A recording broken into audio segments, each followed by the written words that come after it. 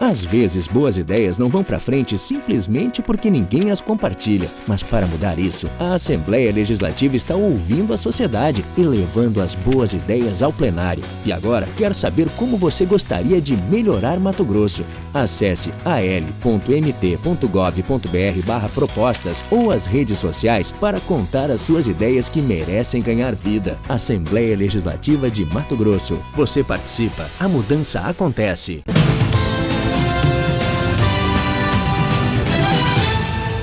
Olá, o verão chegou e com ele uma preocupação: dengue, zika e chikungunya. Isso em Cuiabá é um momento para que todos nós, como cidadãos, possamos também nos preocupar, nos preparar. Nós vamos saber um pouco mais como é que está o trabalho do poder público quanto à prevenção dessas doenças. Nós recebemos hoje a gestora do Centro de Informações Estratégicas de Vigilância em Saúde de Cuiabá, Moema Blatt. Muito obrigada pela sua presença aqui no RDTV. Vamos já contar como é que está o trabalho aí, então, do Centro de Saúde na prevenção dessas doenças. No que diz respeito à Secretaria de Saúde, nós temos um trabalho de prevenção a dengue inicialmente, mas que depois, com a chegada dessas novas doenças, a chikungunya e a zika, e outras tantas que devem vir, já que o vetor Aedes aegypti ele é transmissor de vários outros vírus, depende somente de identificá-los circulando. Então, esse trabalho existe há mais de 20 anos no que diz respeito ao controle vetorial feito por meio dos agentes de endemias, visitando as casas durante o ano, e os levantamentos para verificar, que são 4 ao ano, que são momentos de maior intensificação para tentar se identificar como é que está o índice de infestação, ou seja, como é que está o índice larvário, porque aí a gente já consegue imaginar o quanto vai ter de adultos, de vetor adulto, e com isso o risco da transmissão da doença. Esse trabalho é o ano inteiro, diariamente, fora os momentos de intensificação, especialmente naqueles locais em que podemos dizer assim que historicamente, em toda uma série histórica do programa, esses locais apresentam-se como mais problemáticos, né?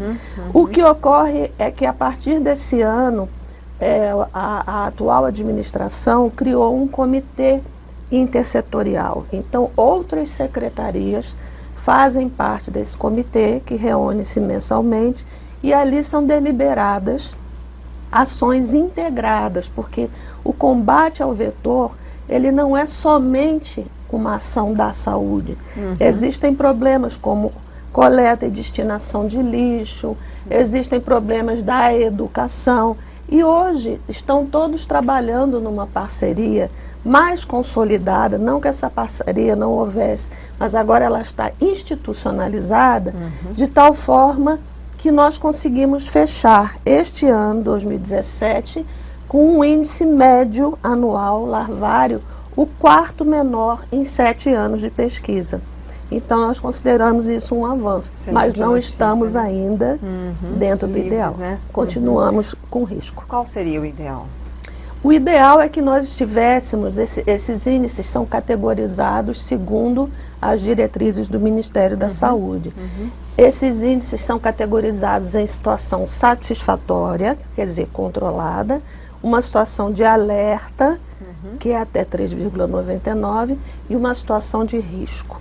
A nossa pretensão é desenvolver daqui até os próximos 3, 4 anos, chegarmos à situação de alerta, sairmos da situação de risco. Mas nós ainda estamos, que é acima de 4, nós ainda estamos com 4,9. Quais são os bairros de Cuiabá que têm maior incidência aí de focos? A incidência acaba não sendo bem a palavra mais adequada, porque a incidência ela reflete o número de casos em relação à população daquele local. Então, nós trabalhamos com o número de casos, sem considerar a população daquele local. Sendo assim, os bairros que mais têm problemas são os bairros mais populosos. Porque onde você aglomera pessoas, você começa a ter uma maior produção de resíduos. E esses resíduos eu digo é o lixo da dengue, é o descartável, hoje muito comum. E também a questão da oferta da água, da caixa d'água destampada. Então, esses bairros são, por exemplo, o Pedra 90, que tem uma incidência, assim, uma densidade populacional alta, o Santa Isabel, o Dom Aquino, isso para te dar 3 exemplos. Né? No último levantamento de índice, a região do bairro Três Barras, ela demonstrou que estava com índice ainda muito, muito acima do ideal. Né? E o que nos preocupa muito é a questão do lixo doméstico, né? Aquele lixinho lá no quintal que a pessoa não se sente incomodada com a tampinha, com o copinho plástico, com a garrafinha, mas isso é um grande perigo.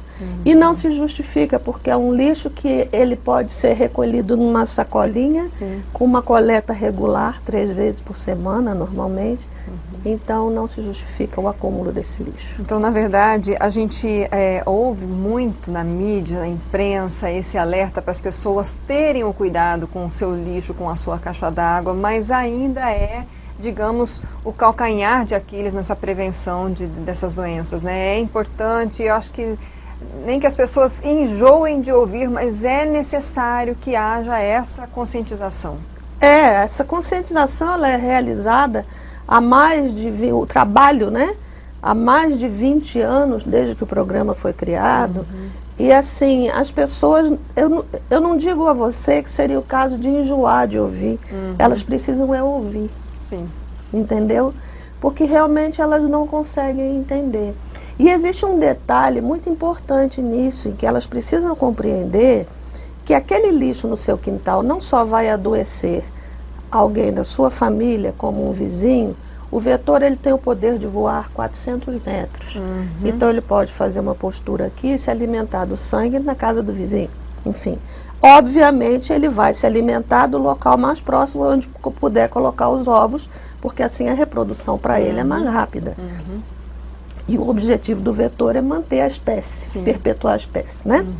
Então, mas a questão é que a pessoa não é só a responsabilidade pelo adoecimento de alguém, é também a responsabilidade por gerar um impacto lá no pronto atendimento da policlínica ou da UPA. Porque aí a pessoa doente, vai um monte de gente doente para lá, vai demorar, aí reclama que está demorando. Então essa pessoa, ela precisa ouvir e entender que ela tem pelo menos 2 responsabilidades ao ignorar a mensagem que tem sido levada há tantos anos às casas das pessoas. Como é que são os protocolos de atendimento dessas doenças? Porque elas têm, apesar de ter um vetor só, um mosquito transmissor, elas têm sintomas, né? Alguns se assemelham, outros não, mas o protocolo de atendimento é diferente, né? A questão, assim, os sintomas realmente se diferenciam. Zika tem toda uma manifestação depois de um determinado momento, e que preocupa bastante a gente, porque tem a questão da microcefalia, né? O risco da microcefalia. Crianças, né? E não é só a microcefalia, são outros distúrbios neurológicos, como cegueira, uma série de outros problemas. E chikungunya, ela tem o problema da invalidez, porque ela não tem aquela fase aguda como a dengue tem, e que depois, se não tiver nenhuma complicação, passou. Ela pode gerar, por ela atacar as articulações, ela pode gerar até a invalidez do indivíduo. Então é um impacto também que vai sobrecarregar a previdência, questões trabalhistas. Olha só o que você deixar um lixinho no quintal pode resultar. Então é uma coisa de dimensões absurdas. O importante é que normalmente as pessoas, quando procuram um atendimento, elas procuram na fase aguda. A fase aguda é muito parecida para todas elas. Febre, dor nos olhos, dor no corpo, dor nas articulações. Então, esse momento em que vão que é o momento que, o protocolo, como se diz, pela classe médica, então triado para se verificar do que se trata realmente. Isso, inclusive, é uma das explicações para o aumento de casos de dengue esse ano, segundo os números que nós trabalhamos, que na verdade, por serem muito próximos, muito semelhantes os sintomas no início da doença, os profissionais acabam notificando como dengue. E na verdade depois não é dengue. Com a evolução, percebe-se que pode ser zika e especialmente chikungunya. E a chikungunya nos preocupa muito hoje. Houve aumento de casos em Cuiabá da chikungunya nos últimos tempos? Mais do que o esperado. Aliás, era esperado. Porque tanto zika quanto chikungunya são vírus de circulação recente. Se são de circulação recente, as pessoas não têm imunidade. Então qualquer pessoa pode adquirir. Ao passo que a dengue, dependendo do tipo de vírus, que ela tem 4 variantes, dependendo da variante circulante, nós vamos ter um aumento ou uma diminuição de casos, porque depende da imunidade das pessoas àquela variante. Agora, quando você tem um vírus novo, você tem 100% da população vulnerável. Então, o número de casos é esperado mesmo que aumente. Quais são os exames que são feitos para conseguir diagnosticar essas doenças? Normalmente são exames de coleta do sangue, encaminhamento para laboratório, para identificação no soro, né? Fora isso, existe o exame clínico e tal. É toda uma parte médica que realmente, na vigilância em saúde, nós já não participamos. Nós participamos na área de prevenção. Mais prevenção. Eu acho que tem alguma informação que a senhora acredita que a gente não abordou, que seja importante a gente trazer aqui relacionada a esse trabalho de prevenção? No que diz respeito ao combate ao Aedes, nós abordamos aquilo que já se tem falado há muito tempo. Apenas lembrar essas pessoas que é muita responsabilidade que elas assumem, né, o impacto gerado pela falta de compromisso com a saúde e o bem-estar do seu próximo. E que depois, quando chegar lá, no pronto atendimento, a própria pessoa não reclame. Não possa reclamar, Você né? contribuiu para aquilo. Para a gente encerrar, nesses casos, você falou que muitas vezes as pessoas elas só vão procurar, né, o médico quando já estão num estado agravado da doença. Automedicação. Às vezes a pessoa ela acha que é uma virose, tudo é virose hoje em dia, né? A gente ouve muito, Até né? alguns profissionais de saúde falam, é uma virose. Pois é, e aí qual é o risco da automedicação nesses casos? Porque a gente sabe que tem remédio que não pode ser a pessoa, né, consumir. As pessoas normalmente procuram o serviço na fase inicial da doença. Dificilmente procuram na fase mais... não é dificilmente. Elas até procuram na fase mais avançada em função do mal-estar, especialmente no caso do chikungunya ou da dengue com agravamentos, né? Mas, de forma alguma, pensar em se automedicar. A única coisa que a gente deve fazer e recomendar é que beba líquido, porque todas elas podem, de alguma maneira, comprometer a circulação ou ter um quadrozinho hemorrágico. Então, ingerir líquido, mas procurar imediatamente o atendimento, porque a fase, em alguns casos, a passagem daquela fase aguda, que a gente diz, é só uma dor no corpo, é só uma virose, e é uma virose mesmo, dessa fase para o agravamento pode ser muito rápido. E isso depende do organismo de cada um. Então, muito líquido e atendimento médico. Ok, muito obrigada pelas suas informações. Né? Eu que agradeço e sempre que possível e que estiver à disposição, nós estamos aí para contribuir. Ok, obrigada.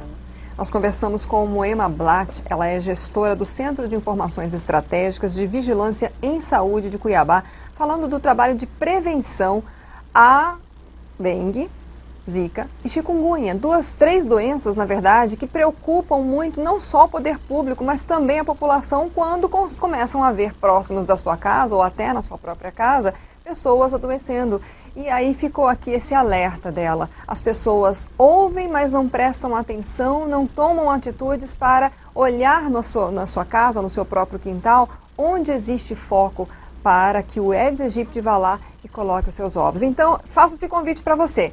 Assistiu essa entrevista? Terminou aqui? Dá uma olhadinha em casa. Até quem mora em apartamento, às vezes você tem um vasinho de planta, né, que fica ali aquela aguinha parada. Ah, mas é água limpa. É justamente a água que o mosquito quer. Então, vamos fazer a nossa parte, vamos contribuir. Fica aí esse convite, esse alerta. Vamos também passar adiante essa entrevista. Ela fica sempre disponível no site RD News e nos canais da rede social, YouTube e Facebook. Até a próxima.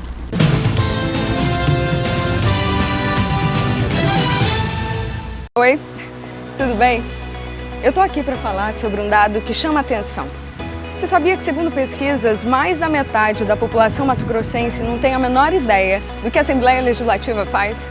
Pois é, pensando nisso, a gente resolveu criar uma campanha que resume quais são as principais funções da Assembleia Legislativa. Entre elas, fazer leis, representar a população e fiscalizar o governo. Mas tudo isso exige muito trabalho e estrutura. E o que a gente quer é garantir que você possa acompanhar de perto todas as atividades que rolam por aqui e que possa também checar se os seus representantes estão de fato dando voz aos problemas que você vive. Por isso, nós convidamos você a seguir a nossa página no Facebook, a assistir a TV Assembleia e a sintonizar a Rádio Assembleia. A Assembleia de Mato Grosso acredita que a sua participação seja a grande responsável pela construção de uma sociedade mais justa. Sabe como?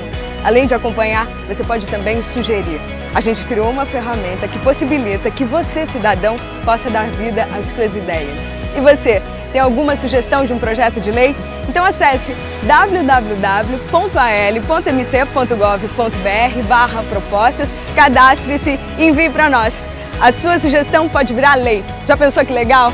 Na Assembleia Legislativa é assim. Você participa, a mudança acontece.